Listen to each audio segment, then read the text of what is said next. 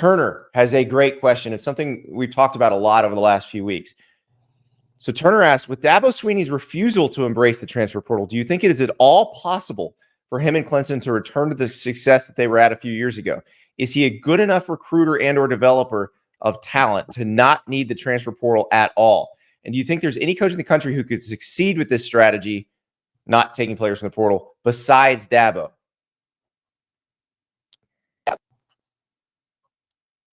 Well, I think Clemson is recruiting at a high level in this 2025 cycle. My biggest question mark with Clemson has been when Dabo Swinney and that staff were making those championship runs. They had elite quarterback play. They had absolute tremendous difference makers on the perimeter and in the running back room. And some of those guys are some of the best players in the NFL still right now. They were outstanding on the defensive front. And so they haven't recruited that quarterback position at that level since, and it's hard to do that.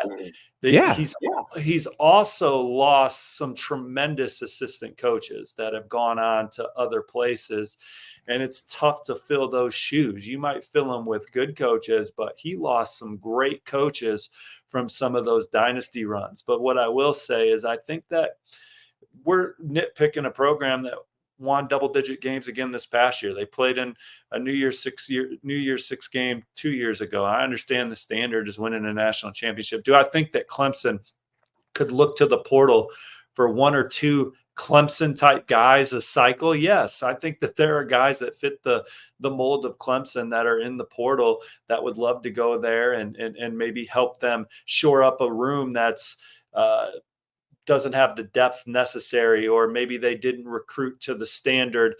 Maybe guys just didn't pan out the way they thought they would, or maybe they lost some guys early in the NFL draft or had some injuries. Do I think Clemson should look to the portal for their kind of guy? Absolutely. But I think that we're nitpicking a program that is still in the hunt for conference titles every year. And when you do that, you got a chance to make the college football playoff, and we'll go from there. But they had tremendous quarterback play in the Dabo Swinney era. The wideouts were unbelievable, and some of the best defensive linemen that are making a difference in the NFL were in that program too. And they just haven't had that kind of elite talent, but they've still been pretty good. We'll see if he can get it back there. This is a really good recruiting class that he has in the fold right now in 2025. Well, and that's the thing. I feel like they've lost enough players to the portal. Like Bo Collins, for example, is going to Notre Dame this year. You've seen that, and they just haven't replaced. He's not T. Higgins or no. None of these receivers have been. No, Sammy Watkins hadn't been walking through that door of late. But when they've lost those guys, they've not replaced them with guys of a similar age. They've just signed new freshmen, which makes your depth really young. And I think that's the problem is, like you said, if they should spot recruit in the portal, go get 2-3 guys that are Clemson guys at positions of need, you're fine. Like that's all you really need to do, I think, to make it work. Because I do think they've run into situations, and Cade Klubnik talked about it early in the spring, where like at receiver last year, they were so banged up that there were times they had players running routes in games that they'd not really run in practice with the first team before. And you've got to be able to overcome that. You've got to have some older depth, because that's the problem, I would think, Steve, is your NC States, your Florida States, the teams you're competing against, they are bringing in that older depth through the portal. And so they get just a fraction older than you, which kind of negates your raw athletic superiority from your high school recruiting. I think we agree. I mean, they need. I think that they can supplement their roster with the portal with guys that fit their culture. But their culture is their superpower, right? Even this past year.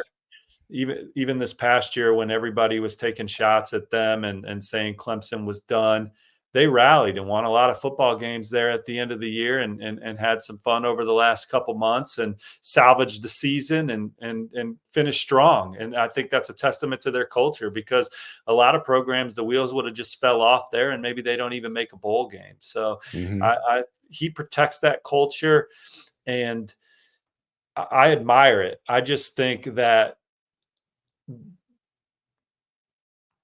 the question with Clemson, one thing that they did this year, Andy, they made one of the best offseason assistant coach hires in the country, in my opinion, by going out and getting Matt Luke. That was a tremendous hire for them. It was a position room where they have not had much success getting players drafted, in spite of winning national championships and stuff. That their offensive line was not full of NFL players. You bring in Matt Luke, he has a track record of NFL player development. He knows how it was done at Georgia. He was very integral in that. They are a major factor on the recruiting trail this cycle, with some of the best offensive linemen in the country. And I also think, most importantly, he can coach to the standard that's necessary of winning the national championship. And I think that Clemson lost a lot of national championship caliber assistant coaches, and every coach does that. And so it's hard to continue to measure up to that. And so you see, it's hard to win 13, 14 games. That's the expectation at Clemson every year, because of what they've built. And they're going to try and do that again this year and the next year. But it's the perfect storm of having great coaching and great players. When you look at this Michigan staff that just won the national championship, Jesse Minter is as hot a defensive coordinator as there is in the country. He's now in the NFL. He'll probably be an NFL coach in the next couple years. You know, you look at Mike McDonald was the defensive coordinator before that. He's now an NFL head coach. You just look at the Saban staffs and all of that. Like the Clemson staff was the same thing. A lot of those guys went on to become head coaches. They were some of the best assistant coaches in the country. So we're talking about recruiting and player evaluating, but it was a whole combination of things for Clemson that has seen them go from a 14-win team to a 12-win team. I mean, so it's the Matt Luke hire is inspired, because offensive line is the position they really needed to improve. And the thing about Matt, if you've met him, like his personality is perfect for that Dabo culture and that Dabo system. He probably wasn't necessarily a personality fit at Georgia, even though he's such a good offensive line coach and such a good recruiter that he fit in fine there. But I think he'd be more comfortable working with Dabo, and probably is going to feel like this is the kind of place I should be. And I think you're right. He's going to make that offensive line better, which is going to be fun to watch. Thank you so much for watching. Just a reminder, subscribe to this channel right here so you never miss an episode of Andy Staples on 3. And oh, by the way, watch all the other great videos on the On3 Sports YouTube channel.